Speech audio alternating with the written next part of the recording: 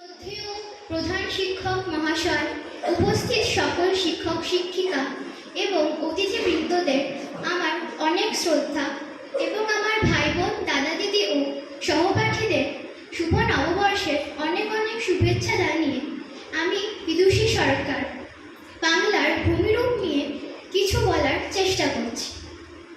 নানান কবিরা বাংলার ভূমিরূপ সম্পর্কে অনেক কবিতা ছড়া অনেক কিছুই লিখে গেছেন। তাদের মধ্যে কবি জীবনানন্দ দাশ লিখেছিলেন, বাংলার মুখ আমি দেখিয়াছি, তাই আমি পৃথিবীর রূপ খুঁজিতে যাই না আর। তিনি বলতে চেয়েছেন তিনি বাংলার রূপে এত মুগ্ধ যে আর অন্যান্য কিছু রূপ তার দেখার প্রয়োজনই হয় না। বাংলার ভূমিরূপ যেন প্রকৃতির এক অনুপম শিল্পকর্ম। উত্তরে আকাশ ছোঁয়া হিমালয়ের পাদদেশ, দক্ষিণে বদ্বীপ অঞ্চল, মাঝখানে সমভূমি অঞ্চল।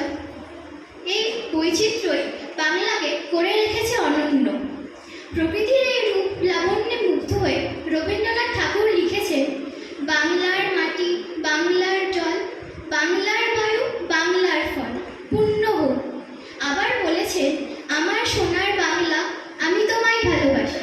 এই পংক্তিগুলির মধ্যে লুকিয়ে আছে বাংলার প্রতি অসংখ্য ভালোবাসা ও শ্রদ্ধা। পশ্চিমবঙ্গের উত্তরাংশে উত্তরের পার্বত্য অঞ্চল মূলত হিমালয় পর্বতমালার অংশ, যা দার্জিলিং ও কালিম্পং জেলা এবং জলপাইগুড়ি ও আলিপুরদুয়ারের উত্তরাংশ নিয়ে গঠিত। এই অঞ্চলে পাইন, ফার ও ইত্যাদি উদ্ভিদ দেখা যায়। এই অঞ্চল অত্যন্ত বন্ধুর, যেখানে সুউচ্চ পর্বতশৃঙ্গ সান্দাকফু, গভীর গিরিখাত, শৈলশিরা ও উপত্যকা দেখা যায়। দার্জিলিংয়ের সবুজ চা বাগান, কুয়াশাচ্ছন্ন পর্বতশ্রেণী, টাইগার হিল থেকে সূর্যোদয়, কালিম্পংয়ের পাহাড়ের সৌন্দর্য আমাদের মন কাড়ে। উত্তরবঙ্গের প্রধান নদী তিস্তা এই অঞ্চলকে পূর্ব ও পশ্চিম দুই অংশে ভাগ করেছে। পার্বত্য অঞ্চলের পাদদেশে রয়েছে তরাই সমভূমি। এই সমভূমির পর রয়েছে দোআব সমভূমি। তরাই ও দোআব সমভূমি হল প্রকৃতি, জঙ্গল এবং এই সব কিছুই আমাদের আকৃষ্ট করে। পশ্চিমবঙ্গ তথা ভারতের প্রধান নদী গঙ্গা আমাদের পশ্চিমবঙ্গকে দুভাবে ভাগ করেছে।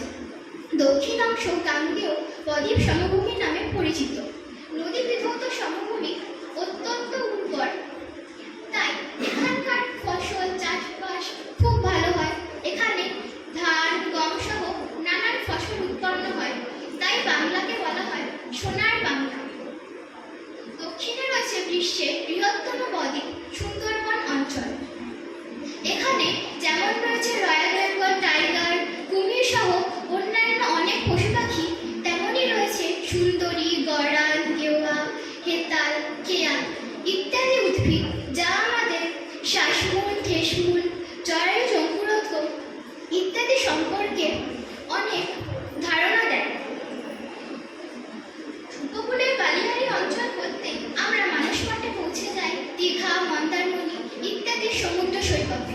সমুদ্রের সামনে বসে থাকা, সমুদ্রে স্নান করা ইত্যাদি আমাদের স্থলবায়ু ও সমুদ্রবায়ু সম্পর্কে নানান ধারণা দেয়। সবশেষে যে ভূমিরূপের কথা না বললেই হয়, সেটি হলো মালভূমি অঞ্চল। একদিকে সুউচ্চ পাহাড়, আবার আরেকদিকে সমতল ভূমি, যেন বল খেলার মাঠ। এই পাহাড়গুলিতে যেমন উচ্চ পাহাড় রয়েছে, সেই রকমই সমান অংশও রয়েছে।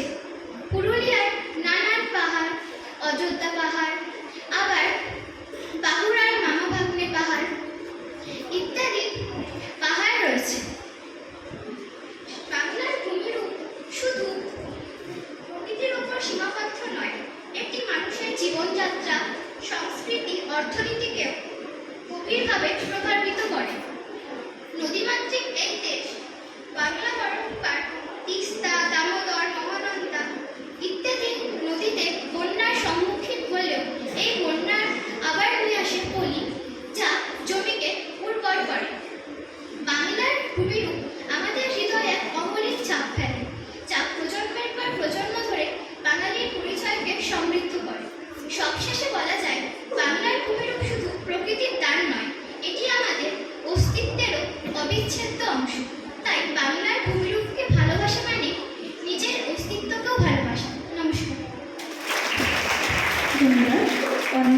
আচ্ছা, সত্যি তাই।